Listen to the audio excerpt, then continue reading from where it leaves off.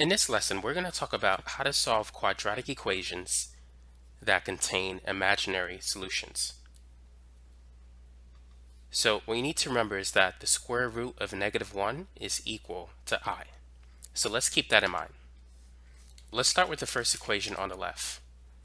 In order to solve it, we need to get x by itself. So let's begin by subtracting both sides by 16. So we're going to get x squared is equal to -16. At this point, we could take the square root of both sides.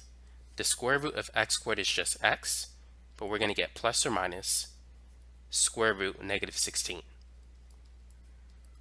Now the square root of -16, we could write it as the square root of 16 times the square root of -1. The square root of 16 is 4, and the square root of -1 is I. So the answer is plus or minus 4i. So what that means is that we have two imaginary solutions. The first solution is positive 4i, and the second solution is negative 4i. Now, let's move on to the next one. In this example, we're going to start off with the same procedure. We're going to subtract both sides by 49. So we're going to have 4x squared is equal to -49. Now, before we take the square root of both sides, let's divide both sides by 4. So right now we have x squared is equal to -49/4. Now let's take the square root of both sides. So we're going to have x on the left and then plus or minus. Now we can rewrite this square root as the square root of 49 divided by the square root of 4 times the square root of -1.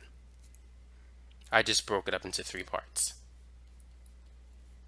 Now the square root of 49 is 7, the square root of 4 is 2, and the square root of -1 is I.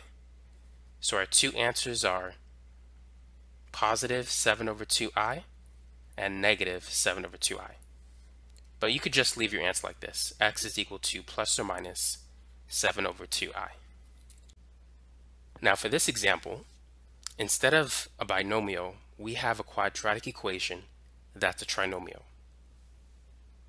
Go ahead and find a solution to this one. Now we can't factor this trinomial. If you were to try to find two numbers that multiply to 7 but add to 3, it's not going to work.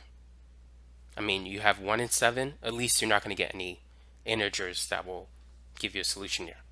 So we can't factor this trinomial. What we can do is we could use the quadratic equation, which is x is equal to -b plus or minus the square root of b squared minus 4ac divided by 2a. Now this quadratic equation is in the form ax squared plus bx plus c is equal to 0. So that means a is 1, b is 3, c is 7.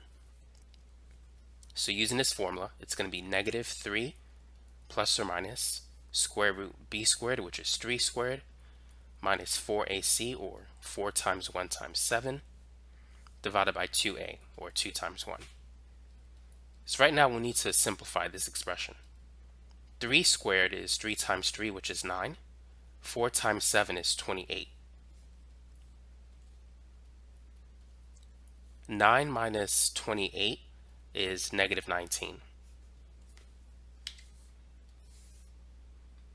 Now at this point, we could break up the fraction into two smaller fractions. So the first part is going to be 3/2, or rather -3/2. And then plus or minus, the second part will be square root -19/2. Now, the square root of -19, that's the square root of 19 times the square root of -1, which is root 19 times I. So we can write that as plus or minus the square root of 19/2 times the imaginary number I. So we could leave our answer in this format. So notice that this is in a plus or minus bi format. So that's the answer for this problem. Now let's try a similar example. If you want to pause the video, feel free to work on this problem. So once again, we have a quadratic equation in the form of a trinomial. So a is 3, b is 5, c is 10. So let's use the quadratic formula to get the solution.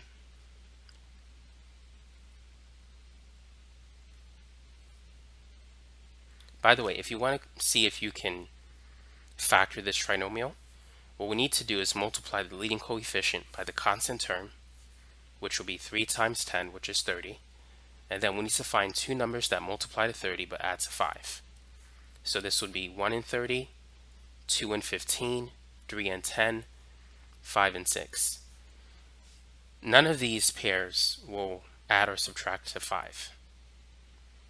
So we can't factor it. We have to use the quadratic formula.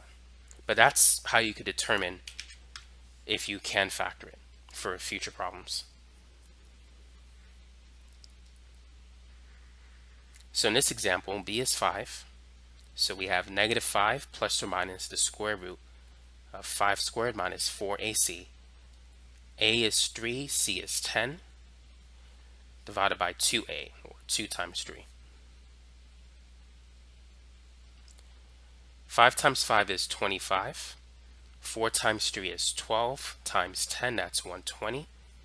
And 2 times 3 is 6. Now, 25 minus 120, that's going to be negative 95. The square root of negative 95.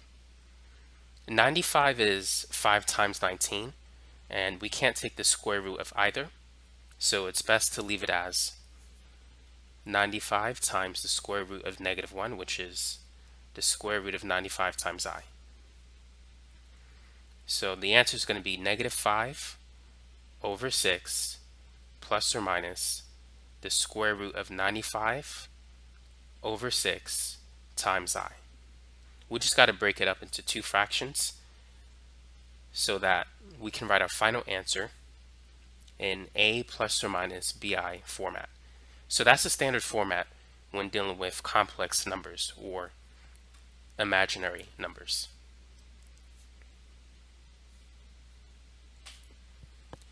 So that's basically it. And that's how you can solve a quadratic equation that contains imaginary solutions. So all you got to do is remember that the square root of negative 1 is I. So if you have a negative sign within a square root with an even index number like 2, 4, 6, you're dealing with imaginary numbers. But most of the times you won't see like 4 or 6. This is typically a 2.